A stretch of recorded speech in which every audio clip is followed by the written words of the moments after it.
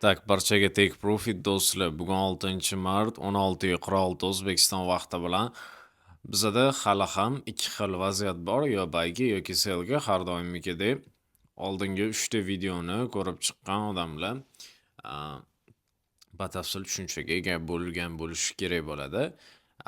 Biza batafsil tushunchaga ega bo'lmagan insonlar uchun maxsus kanalimizda biza ideya bergan edik. Ya'ni bu yoqda ko'rib turganinglardek bizada ikkita entry zonasi bor. 16 25 lik zonasi. 25 lik zonasidan entry qilib, bizada birinchi take profit ko'rib turganinglardek 12 lik zonani tashkil etgan. Ikkinchisi 2900-2902 lik zonani tashkil etgan. Bu yoqda taxminiy holatda 50 pip stop va bu yoqda 250 pips take profit error 1/5 bo'lib tashkil etmoqda.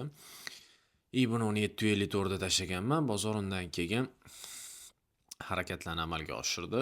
Tak, bu qaysi holatda tashlangan? Hozir taxminiy holatni ko'rib chiqamiz. 15 minutli time frame va bu yoqda chizig'imiz bor. Narx 23 dan qaytishni boshlagan va biz tashlayotgan paytimizda narx taxminan qayerda bo'lgan? Hozir birgalikda ko'rib chiqamiz. 2903 taxminiy holatda mana shu joylarda bo'lgan. 5-mart. Narx taxminan shu joylarda bo'lgan. Shu joydan keyin 25-30 lik zonasigacha narx o'sib berdi. Undan oldin narx oqdi. Yana narx bugun davomida yana tushdi. Xullas 2 marta ishlab olsa bo'ladigan zona bo'ldi desak ham adashgan bo'lmaymiz. Bu yoqda tak, bugungi hisob bo'yicha o'sha error 1/5 bo'ldi. Kechangi hisob bo'yicha 1/3 deb hisoblasak ham bo'ladi. Tak. Bu chizuvlarni o'chiramiz endi hozircha. Tak. Ko'rib turganinglardek, men bu zonamizdan ajoyib reaksiya olgan. Endi shunga yetmasdan endi shu zonada hisoblasak ham bo'ladi. Bu zonamiz 91 bo'lsa, bir taxminiy 20-30 pips yetmasdan reaksiya olgan. Tak, bugungi kunda nima bo'lishi mumkin? Bizada har doimgidek ikki xil vaziyat bo'ladi. O'z bozorda ikki xil vaziyat bo'ladi, yoki selga yoki bayga bo'ladi. Bu haqida hamma tushunchaga ega.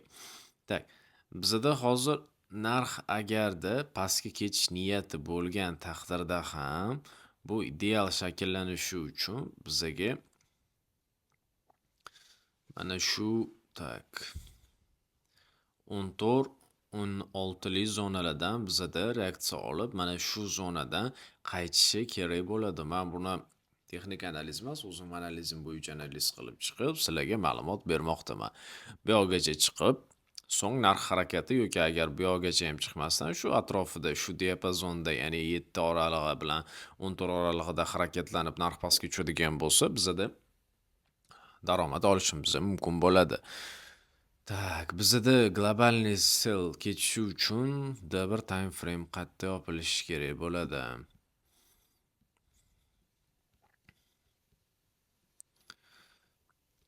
Tak, bugun bir time frame haqida sizlarga ideal struktura bermayman, afsuski.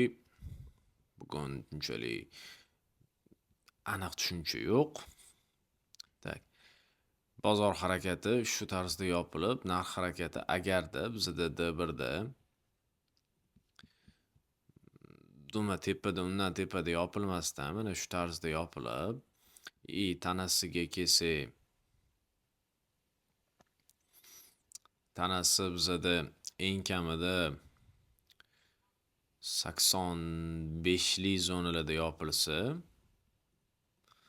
85 lik zonalarda yopilsa, dumi juda ham kichkina bo'lsa, endi sal kattaroq bo'lsa ham bo'lardi. Endi bu narx hech bo'lmasa 90 gacha tushib yopilsa tanasi, bizada ertangi kun uchun sellga tasdiq olsak bo'ladi. Ya'ni mana shu shamchi xuddi shunaqa bo'lib yopiladigan bo'lsa, bu yoqda men sizlarga zonasini yozib qo'yaman.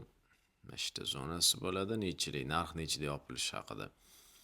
Agar shunaqa yopiladigan bo'lsa, bizada ajoyib tasdiq bo'ladi.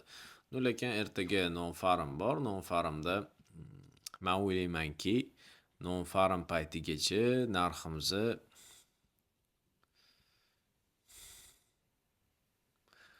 endi bu albatta ehtimoliy nazariyasi, ertaga non-farm paytigacha narx shu yoqda bo'ladi.